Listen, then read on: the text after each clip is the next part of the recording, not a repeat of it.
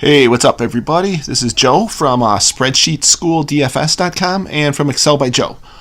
In this video, I'm going to show you how we can analyze game logs to get different averages by player instead of looking at them as a whole. In a previous video, I checked how players do as a whole, like at home and on the road, and how they're slightly better at home than on the road.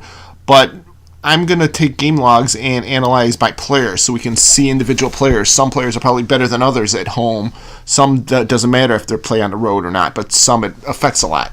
So I'm going to do this with NBA. I've got game logs here from 2014 through the 2017-18 season. So we got 4 seasons of game logs. What I'm going to do now is this can be done in Excel or in Google Sheets. So let's get right to it. So right now, we don't have a lot of columns of data. I took game logs and I kind of pared it down to what we need. We just need the player name, if they're on the road or at home, the date of the game, and how many FanDuel points they scored. And see, we've got all the data up through around April of 2018. So we're going to try to find by player how they do at home and on the road, how they do in back-to-back road games, and when they play 3 of 4 days in a row on the road. So we're going to see how players do with that. So we already got the home and road. Now let's figure out how to do back-to-back road games. So to do that, we're going to need to put a formula in here. We're just going to do an AND formula because this will give us a true or false. And, well, actually, before we do that, we need to sort this. So we want to make data, sort, and we want to first sort by player, and then we want to sort by date, and the date has to be from newest to oldest. So we're going to do that, sort anything that looks like a number, okay, there. So now we got by player, and then we've got by date. We have to have the date on the top. So now let's go here and do back-to-back, so equals and. So this name has to equal this for this to be true. The next test is we want both these to be road games, so this has to equal R. This has to equal R. And this minus this has to equal 1, because there has to be no space in between the games. Press enter, and it's false. So as we copy this down, it's going to go, see, here's true. Because, well, this shouldn't be true. Okay, see, I had a typo in here. C2 minus C3 has to equal 1. So now as we copy this down, see, these are false, but there's going to definitely be a lot of trues in there. So now let's say in the 3 of 4, we're going to do another AND. So this name has to equal this, because it's 3 games there. This has to equal road. This cell has to equal R. And this cell has to equal R. And the last one would be this date minus this date has to be less than 4.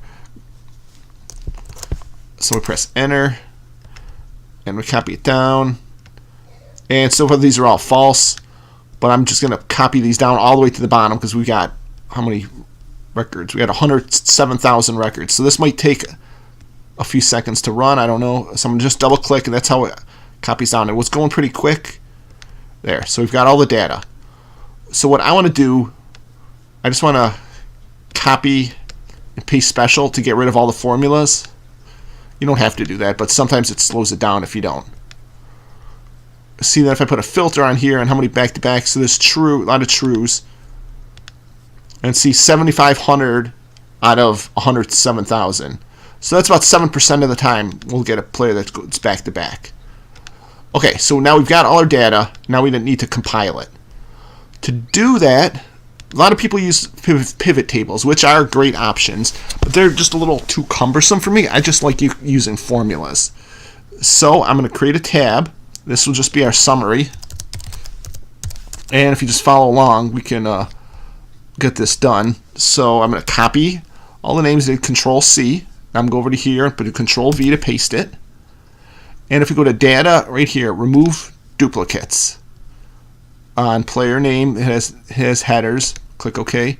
And we got 816 unique values remain. So that's how many players are in the 4 years of data. So now first we're going to do average fantasy points.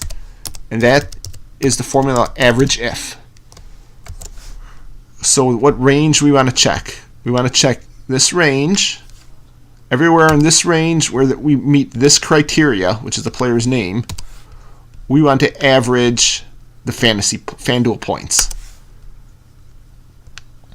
So now if we copy this down, it's going to give you the fantasy points. I'm going to format this as a number, and I'll double click and it'll just copy it down, and we've got all our average FanDuel points. So now we're just going to keep going, and that's what their average FanDuel points are. Now let's see what our average, or let's count how many games they've got there they've playing. So to count the games, we're going to do count if. So the range is this, and the criteria is this name. So end of the parentheses, press enter. So well, actually I did this in the wrong cell. Let's do that again. So equals count if. Here's the range, because we're checking in here. And how many times does A2 occur in there, which is AJ Hammond's? 22 times. If I double click, this will copy it down. And it's going to give you here, like Al Horford, 327 games over these 4 years. So he's played quite a few games, and all the way, and so on. So we got, here's games. Now let's do fantasy points home. Then we do fantasy points on the road. So here we use the formula average IFS. That means we're doing one extra range. We can have more than one. Before we just did the criteria of checking the name. So first, what's the average range? We want to check the fantasy points. Now what's criteria range 1? The player's name. And what's the criteria? Is here, A2, which is the player name. What's the next criteria? Is this home road here. This cell. And criteria 2 is H. Everywhere H shows up because we want home. End parentheses, press enter. And that's what he averages at home. I'm going to press a comma. Now I'm just going to copy this formula right over. Control C. You have to copy the actual formula in here and paste it over. You can't just like copy this cell and paste it over, because then it's going to change the references. So I'm going to press the comma, but now we want to change this H to an R. So here's the road. So now when I copy this down, it'll take a few seconds to calculate, as you can see here. And it all depends on the speed of your computer. So now you can see Al Horford at home, he's a little bit higher than he is on the road here. So now we can do the percentage at home by player and the percentage on the road. So to do that, we're going to do a formula, which is basically the home divided by what their average is, minus 1. And then we'll do the same thing here, road.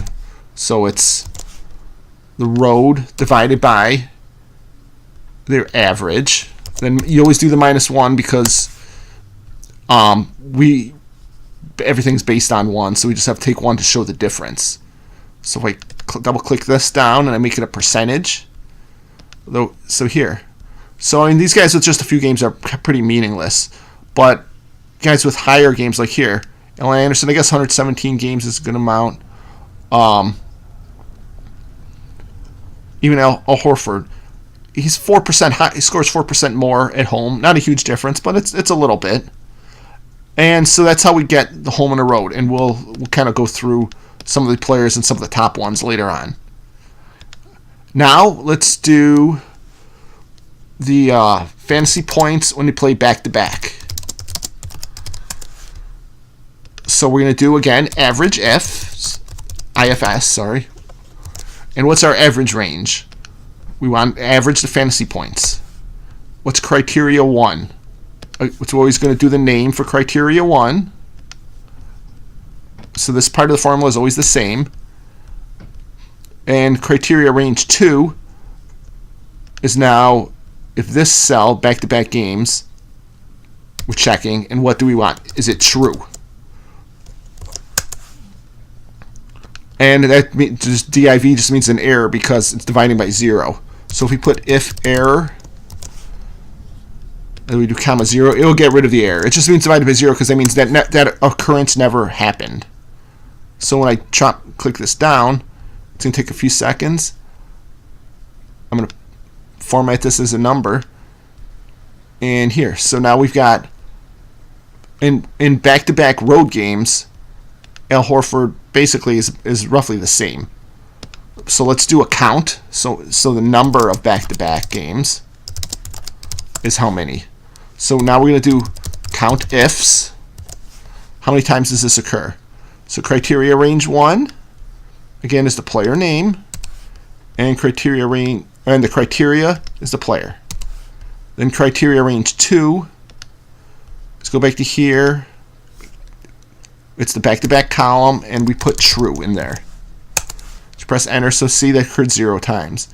If we double-click, it'll calculate and see 16 times. Over these 4 years, he had this. Here's one 24 times, and let's just look at the percentage.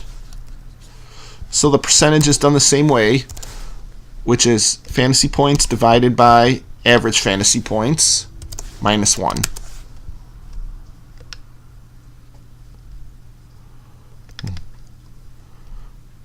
And I'm going to make this a percentage.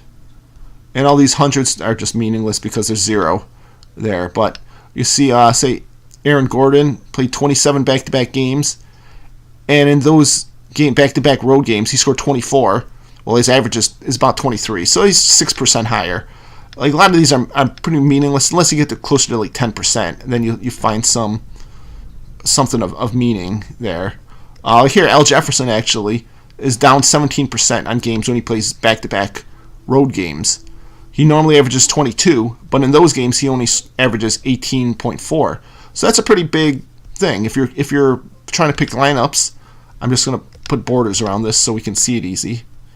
If you're trying to pick lineups and you know he's playing back-to-back road games, then you might want to avoid him. So let's just do our last column, and then we'll take a look at some of the data. So now we want the fantasy points when it's 3 of 4 games. So it's really be done the same way. So we're going to do average ifs. The average range is the FanDuel points. The first criteria is the name, and there's the player. And the second criteria now is just we're looking at this 3 of 4 column. And we're going to just type in true. And again, remember we want to put if error before this one, comma 0. So that just means if an error comes up, it does whatever is here, which is, in this case, will be 0. So I'm going to click this down,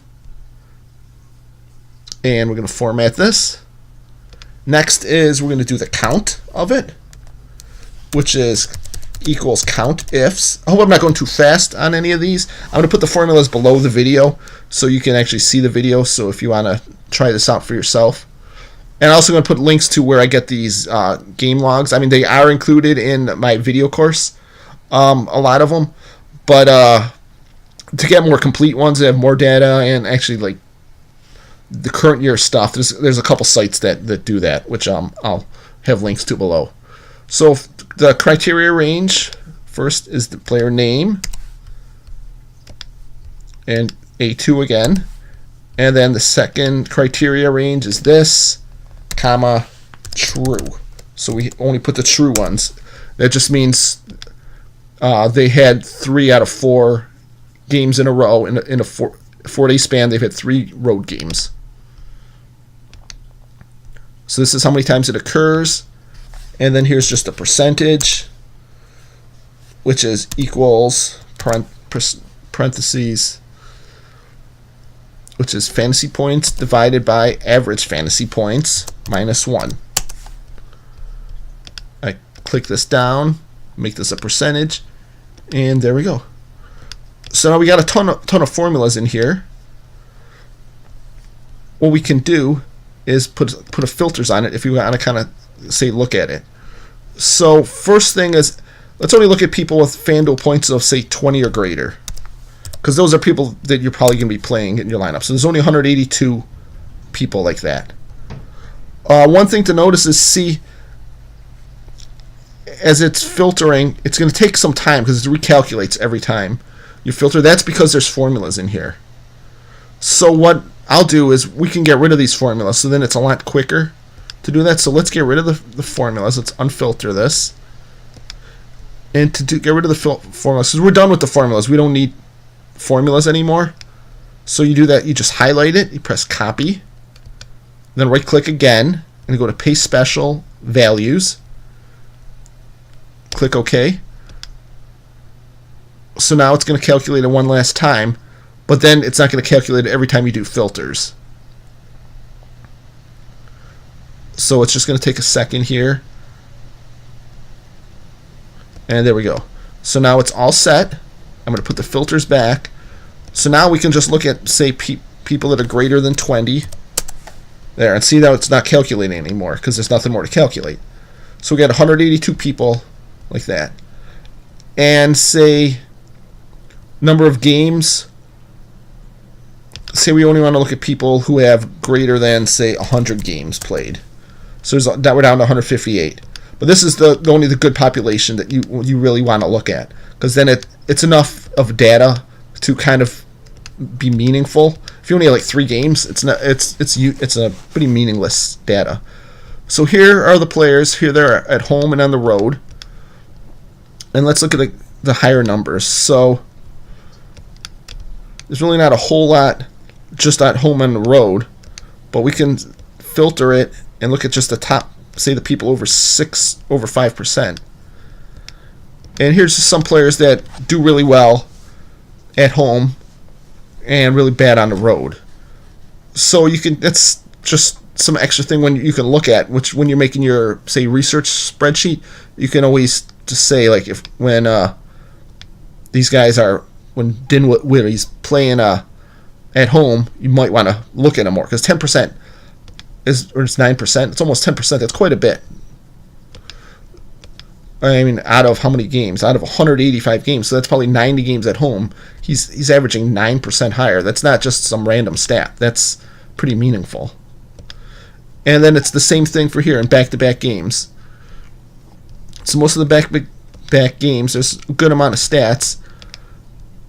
Let's look at the people here that are, say, worse than, or 12% or worse. Click OK. So there's quite a bit. So when you find players that are playing back-to-back road games, maybe as a whole they don't do that much of a difference, but there's certain players like these players here that you can kind of target to, like, stay away from. And the same thing will go for here too. You can even play 3 out of 4 road games. Some people actually do better. Look at all these players that do better when it's the third road game in a row. There's not a whole lot of games, so these ones with just a few aren't that important. But look at here, 14 games played, and he averages 22% more per game when he's on the third road game. I mean, is that random? Maybe. Is it a stat that you may want to target or look at? It could be something good. It's something that's probably nobody else is really looking at, and you could find a 2% owned guy that maybe can outperform by 20%. That's pretty good. That's probably a 7x salary right there. So that's it for this video. I guess this went pretty long. It's almost 20 minutes. So hope you found this useful. I'm going to put links below the video to download it. I'm also going to have where you can download this whole file, just so you can kind of see, so you can have the data for your own. But just knowing the knowledge, and you can do this for other sports. You can do this for more seasons, for the current season if you only want to look at the current season, and do it for many other types of stats. So, all right, guys, I'm out of here. Have a good day. Let me know if you got any questions. Thanks.